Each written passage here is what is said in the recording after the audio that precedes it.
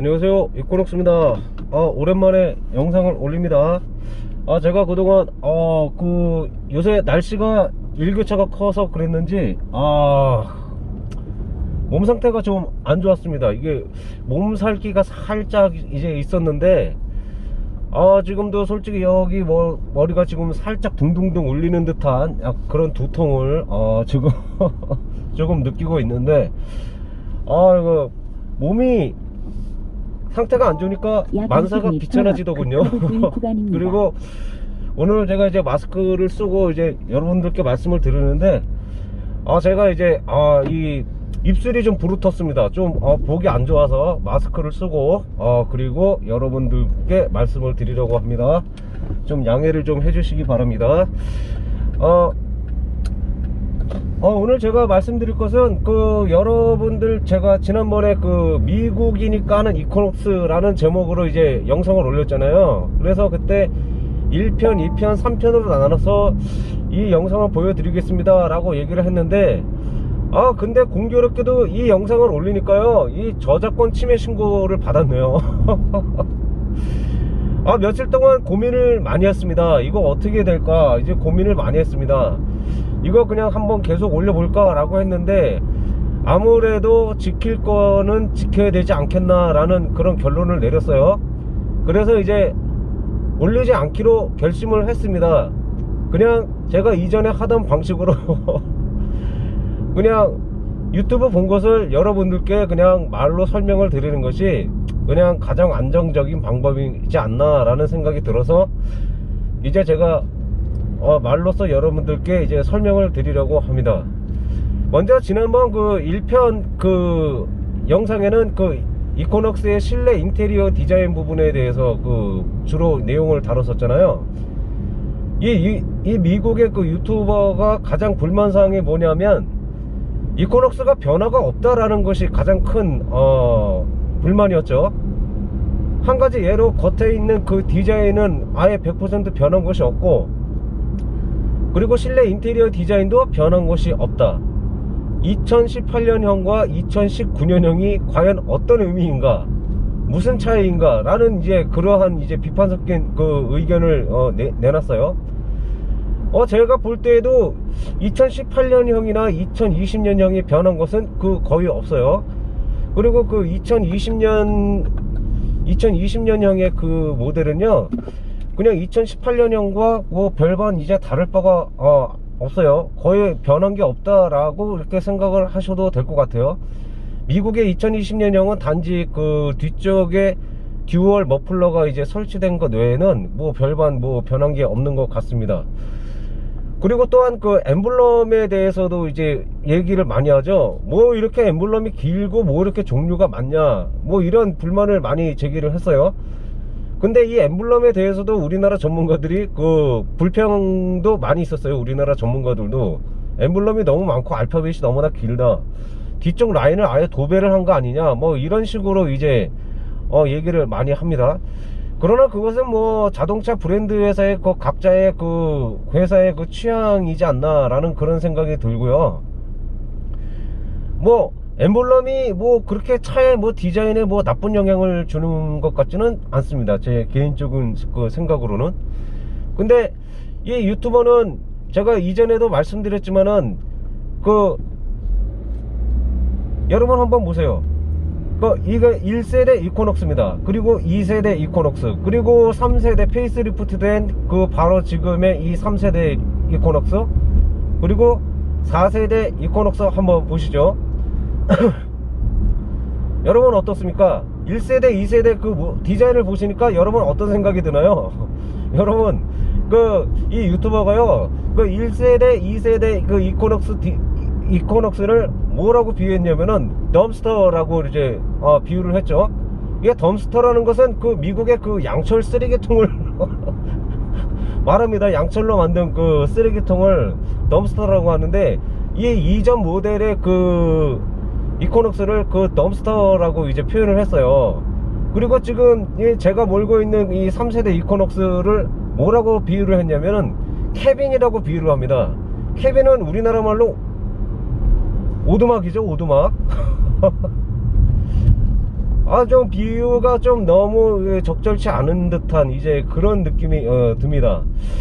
이게 과연 이 차가 뭐 양철통이라든가 오두막에 비유될 만한 차인지 다시 한번 물어보고 싶네요.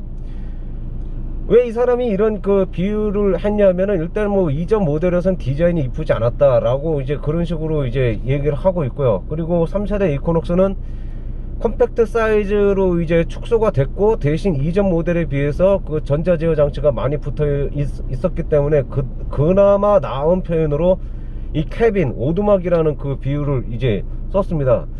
이 사람이 이 3세대 이코녹스에 대한 불만을 가진 것이 가장 그 주안점은 실내 공간이 축소가 됐다는 거죠. 심지어는 그 영상 내용에서는 이 거대한 실내를 보십시오 라고 이렇게 비아냥거리면서 얘기하면서 실내가 이전 모델에 비해서 축소된 것에 대한 그런 불만을 가지고 있죠. 하지만 여러분 한번 이 영상 한번 보시겠어요? 제가 이제 이 차가 아직도 있었네. 지난번 휴가 때 그 거창 읍내에서 이 로얄 프린스를 봤습니다. 정말 실로 오랜만에 보는 로얄 프린스죠. 아마 이 로얄 프린스는 아마 제가 중학교 때 아마 출시된 그런 그 대우자동차에서 만든 그런 모델이었어요. 이 차를 기억들은 많이 하실 거예요. 하지만 우리 일상생활에서 사라진 지 오래된 그런 차죠. 이 차가 아주 다닙니다. 근데 제가 왜 이 차를 보여드리냐면은요, 1988년이나 89년도에 우리나라 차들은 이제 굉장히 뭐라 그럴까, 그러니까 실내가 협소한 차들이었죠. 그런데 이 로얄 프린스가 나옴으로 해서 그 실내가 상당히 커지는 그러한 기점이 시작이 된 겁니다. 근데 제가 그때 당시에 그 다니던 교회 목사님이 키가 179에 몸무게가 130kg가 넘는 그 거구셨어요. 그 이전에 뭐 다른 차를 몰 때는 이제 너무 뚱뚱하시니까 이제 핸들을 돌리기가 이제 버거운 그런 불편함을 가지고 있었는데, 이 로얄 프린스를 타시면서부터 아주 넉넉한 공간에서 핸들을 조향하는 그러한 여유로움을 누리셨습니다. 그리고 그때 당시에도 상당히 마음에 든다, 공간적인 측면에서 마음에 든다 라는 그런 말씀을 하셨어요. 그러니까 이전의 차들에 비해서 상당히 실내 공간이 넓어졌다는 그런 표현이겠죠. 근데 그런 측면에서 보게 될 것 같으면은 뭐 미국 사람들의 일반 중년의 그 몸집이 제가 지금 말씀드린 그 목사님의 그 몸집 최고 정도가 아닐까라고 생각을 해요. 그거 보면은 이 이코녹스는요, 저도 옛날에 로얄 프린스를 많이 타봤지만은 이 이코녹스 차체 실내는요 로얄 프린스보다 훨씬 큽니다. 한눈에 봐도 로얄 프린스보다 훨씬 큽니다. 좁다라는 그 개념은 걸맞지 않는 듯한 그런 생각이 듭니다. 그러니까 여러분, 이 이코녹스 차체는요 이 작은 사이즈의 차체가 아닙니다. 많은 전문가들이 그 1.6L 디젤 엔진에 대해서 불만사항을 제시하면서 이 큰 차체에 왜 이렇게 작은 엔진을 장착을 했냐 이런 불만을 많이 제기하셨죠. 차체가 그만큼 커요. 그러니까 소형 그 엔진을 장착하긴 했지만 차체는 중형 사이즈입니다. 중형 사이즈, 우리나라에서는 말이죠. 그러니까는 작은 사이즈가 아닙니다. 저도 뭐 작은 체구는 아니지만 앞에 상당한 그 공간이 있습니다. 실내 공간 측면에서는 그렇게 부족함이 없는 그런 차입니다. 그리고 나중에 이 사람이 어떤 반응을 보이냐면, 우리나라 많은 전문가들이 보는 차체 하부에 대한 그런 불만을 많이 제기를 합니다. 일단은 언더커버가 없다는 것도 이제 불만을 했고요. 이 언더커버가 없음으로 인해서 차체 부식이 발생하지 않겠냐. 이거 봐라, 배기라인 부분에는 벌써 이게 녹이 쓰려고 하는 그런 기미가 보이지 않냐, 뭐 이런 식으로 이제 반응을 보입니다. 그때 이 영상에 등장하는 이 정비사가 말합니다. 이 차는 수도 없이 많이 팔린 차다. 그리고 3년 전 기점으로 해서 미국에서 팔린 대수가 230만 대가 넘으니까 지금 이 시점에서 판단하면 거의 300만 대 이상이 팔린 차가 될 수도 있다. 이렇게 셀 수도 없이 많이 팔린 이 차량이 언더커버 없이 이렇게 출시된 거는 어떻게 보면 문제가 될 수 있지만, 아직까지는 그 불만 제기사항 그리고 심각한 결함에 대한 그런 신고는 이제 접수가 되지는 않았다, 뭐 이렇게 표현을 하시더라고요. 이렇게 표현을 하다가 차체 부식에 대해서 이제 얘기를 하게 되죠. 아연도금 강판에 대한 그 예를 듭니다. 아연도금 강판, 여러분들도 잘 아시겠지만 아연도금 강판은 북미에서는 필수적으로 이 아연도금 강판으로 차체를 만들어야 합니다. 그렇지 않으면 차가 출고가 되지 않죠. 이거는 법적으로 이제 완전히 정해진 그런 패러다임이기 때문에 무슨 일이 있어도 아연도금 강판으로 차체를 제작을 해야 됩니다. 아연도금 강판은요, 부식에 대한 저항성이 상당히 큽니다. 그래서 북미의 대부분의 차들은 아연도금 강판으로 차체를 제작을 합니다. 한 가지 예를 들어보면 우리나라의 그 어느 유튜버 분이 북미에서 20년 동안 그 소나타를 가지고 계신데, 북미에서 양산됐으면 당연히 아연도금 강판으로 제작이 됐겠죠. 20년이라는 세월이 지나서 차체 하부는 그렇게 깨끗해 보이지 않지만 아주 튼실한 하체 구조를 20년 동안 아직도 유지하고 있습니다.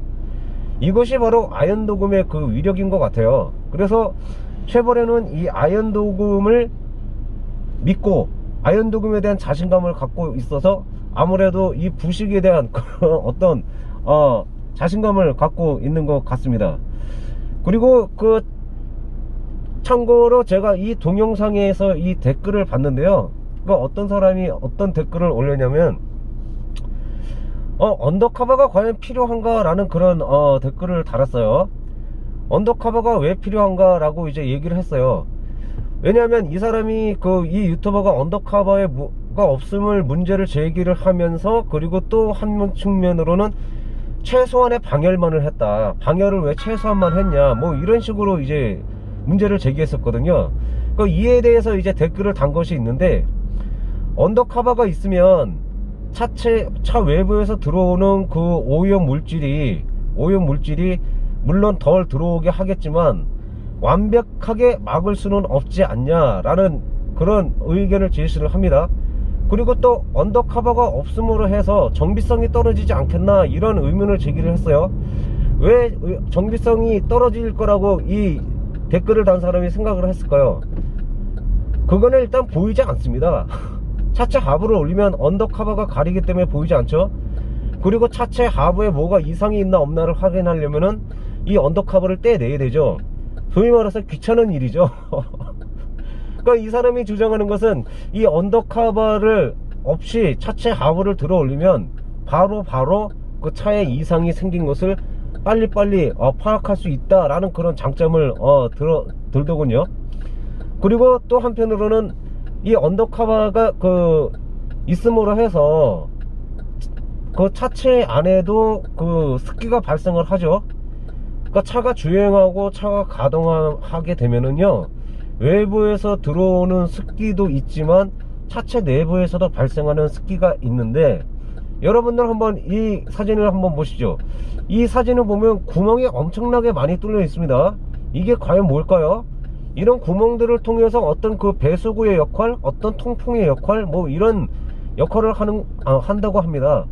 그러니까 이 구멍들을 통해서 차체 내부에서 발생한 것이 이제 습기가 배출이 되고 통풍이 되는 그런 통로에서 습기를 빨리빨리 제거하는 이제 그러한 역할을 하는 것이죠. 근데 만약에 언더커버가 이렇게 덮여 있다 보면 통풍이 과연 제대로 되겠냐, 통풍이 제대로 원활하게 되지 않으면 습기는 아마 차체 내에서도 잔존하게 될 것이다. 차체 내 안에서 잔존하게 되면 그만큼 부식이 가속화될 확률이 높지 않겠나 라는 그런 댓글을 달았습니다. 와이프에서 전화가 와서 잠깐 영상이 끊겼습니다.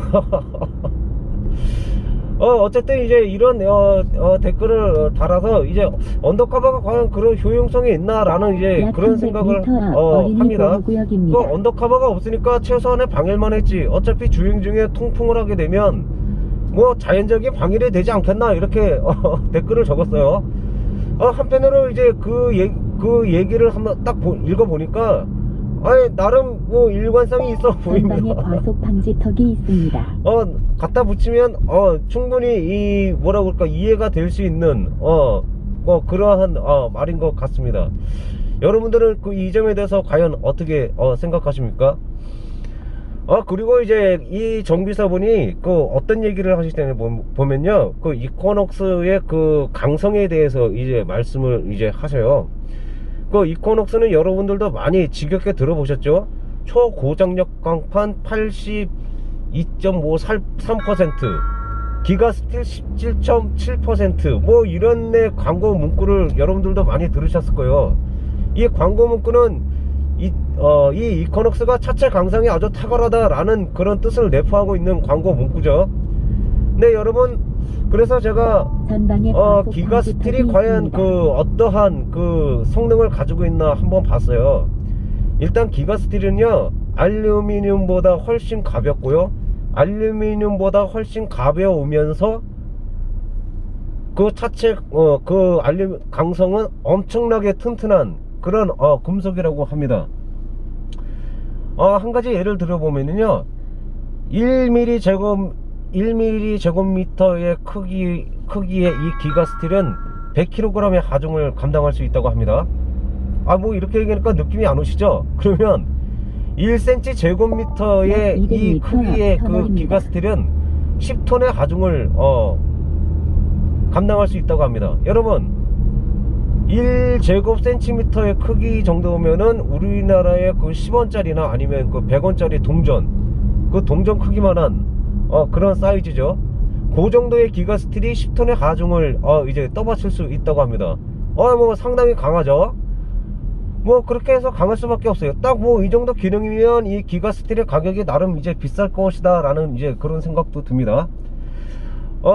그런데 이 기가스틸은요, 대충 보니까 뭐 800도씨에 가열을 해서 그 800도씨의 온도에 도달하고 나면 다시 초당 120도씨씩 급속 냉각을 시켜준다고 합니다. 이제 그러고 난 다음에 레이저 용접, 그리고 전기 코팅, 그리고 아연 도금, 그리고 급속 냉각을 계속 반복해주면서 이 금속의 강도를 더욱더 이제 업그레이드 시키는 그러한 공법이라고 하네요. 근데 여러분, 이 기가스틸 어느 나라에서 처음으로 만드신지 아십니까? 그건 바로 우리나라입니다. 우리나라 포스코에서 2010년도에 처음으로 이 기가스틸을 만들었습니다. 그래서 이 기가스틸을 이 이코녹스의 차체에 이제 적용을 한 것이죠. 그러니까 이 이코녹스를 사무로 해서 우리나라 기업에도 도움을 줄 수 있는, 매출에 도움을 줄 수 있는 그런 측면도 있습니다. 또 한 가지, 제가 옛날에 그 벤틀레이티드 타입의 그 브레이크를 말씀드렸죠. 이 차 안에는, 이 이코녹스에는 이것이 장착이 되어 있습니다. 이것이 장착이 되어 있는데, 이 브레이크 또한 그 메이드 인 코리아 제품입니다, 여러분. 그러니까 의외로 이 차 안에 보면은 우리나라 국산 제품이 많이 장착되어 있는 듯 하네요, 제가 보니까. 그러니까 우리가 이 차를 산다고 해서 뭐 미국 차만, 오리지널 미국 차를 사는 것이다 라고 생각하지 마시고, 뭐 이제 이 차 안에는 메이드 인 코리아 제품이 장착이 많이 되어 있구나 라고 이제 생각하시면 되겠습니다.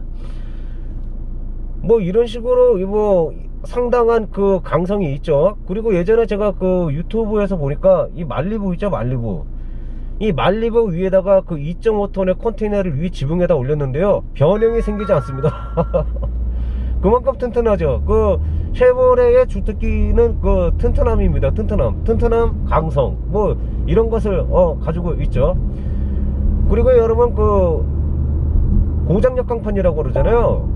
근데 고장력 강판은 뭐 요즘 차에는 대부분 다 사용하는 그런 철제죠, 금속이죠. 그 고장력 강판 같은 경우에는 이것 또한 알루미늄보다 가벼우면서 이제 차체의 그 강성을 더 높여주는 그런 역할을 하는 그러한 그 금속이죠. 그런데 이 고장력 강판은요, 그 인장 강도를 기준점으로 한다고 합니다. 그 인장 강도라는 것이 보면은 뭐라고 표현해야 될까요? 이렇게 뭐 양쪽으로 잡아서 이렇게 양쪽에서 힘을 내려주면 이것이 휘어지는 그런 그 힘에 저항하는 힘력에 대한 그 저항성을 가지는 것이 그 인장 강도라고 그러죠. 그 인장 강도를 그 각 브랜드마다 그 기준점이 있다고 합니다. 그거 보면은 뭐 어떤 유튜버가 이게 이렇게 올린 거를 봤는데, 뭐 볼보 그리고 르노 같은 경우에는 800메가파스칼이라고 그러고요. 전방에 그러니까 과속 우리나라의 방지턱이 그 국내 있습니다. 제조사는 뭐 600메가파스칼 뭐 이렇게 나오더군요. 근데 여러분, 세월에는 과연 몇 파스칼인 것 같습니까? 바로 1기가파스칼입니다. 1기가파스칼. 그러니까 1000메가파스칼이죠. 1000메가파스칼은 이 1000메가파스칼이면 1기가파스칼이죠. 1기가파스칼 정도가 되면은요, 이것은 거의 기가스틸 수준이라고 합니다. 기가스틸의 그 기준점이 바로 1기가파스칼이라고 합니다.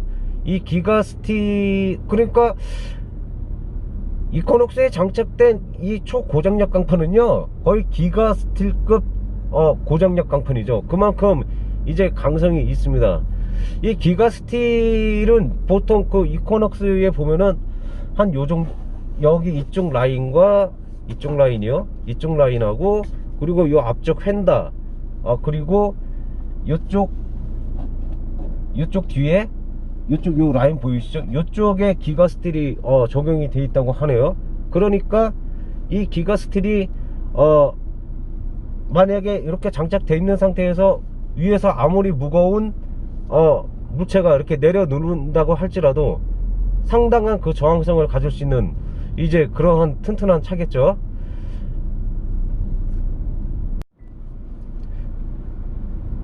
어쨌든 이렇게 이코녹스는 눈에 보이지 않는 곳에 신경을 잘 씁니다. 여러분들 뭐 REPS 눈에 안 보이죠? 뭐 인포테인먼트 업그레이드는 거 눈에 안 보이죠? 그리고 이거 뭐 차체 강성이 있다고 이제 그런데 이것도 역시 눈에 안 보이는 거 아닙니까? 뭐 사고가 나봐야 이 차체의 강성을 알 수가 있는 것이죠. 뭐 쉐보레는 참으로 참 눈에 보이지 않는 곳에 신경을 많이 쓰는 그 브랜드인 것 같습니다. 뭐 어쨌든 그 이 차는요, 그렇게 무시받을 만한 차는 아닌 것 같아요. 단지 그 우리나라의 그 감성에는 좀 이제 맞지 않는 차이긴 하지만 나름대로 이제 오래 탈 수 있고 튼튼하게 탈 수 있는 그러한 차라고 약 저는 이제 50m 생각을 합니다. 보호구역입니다. 그 어떤 사람이 한번 미운털이 박힌 사람이면 그 다음에 그 사람이 아무리 이 좋은 일을 한다 할지라도 이제 그 사람은 왠지 모르게 그 괜히 미워지는 그러한 그 뭐 습성이 보통 있죠, 우리 사람에게는. 그래서 이제 이 차 같은 경우는 애초에 이런 선입견이 이제 박혀 있어서 사람들이 그렇게 관심을 갖지 못하는 거 아닌가라는 이제 그러한 생각을 합니다. 전방에 과속 방지턱이 차는 있습니다. 차의 가치를 그 오너가 어떻게 정의를 하느냐, 그것이 가장 중요하다고 생각합니다. 틱톡이야? 와이프와 우리 딸을 태워나려고 잠시 영상을 끊었습니다. 아이고, 오늘 더 이렇게 영상을 올리려고 했지만 여러분들 다음번에 다시 제대로 한번 올려보도록 하겠습니다. 그러면 여러분 안녕히 계세요.